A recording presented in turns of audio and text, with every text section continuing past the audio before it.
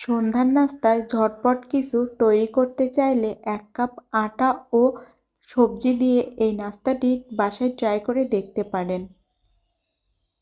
1 কাপের মতো আমি প্রথমে আটা নিয়েছি। এখন 1 কাপ দিয়ে দিলাম পুঁইশাকের পাতা কুচি। তারপরে দিলাম মিষ্টি কুমড়া কুচি 1 কাপ। এবার পেঁয়াজ ও কাঁচামরিচ কুচি দেব 1 কাপ।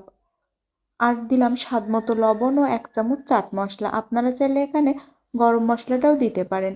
এখন ধনিয়া পাতা ও অল্প একটু হলুদ, সাথে একটা ডিম ভেঙে দিয়েছি। এখন সব কিছুকে আলতো হাতে মাখিয়ে নেব।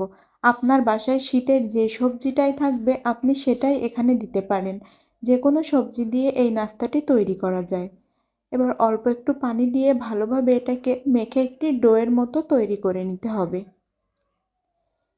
এবার আমি একটি বোর্ডের ওপরে অল্প তেল মাখিয়ে এই ডোটা সুন্দরভাবে ছড়িয়ে দিয়ে এখন আমার পছন্দ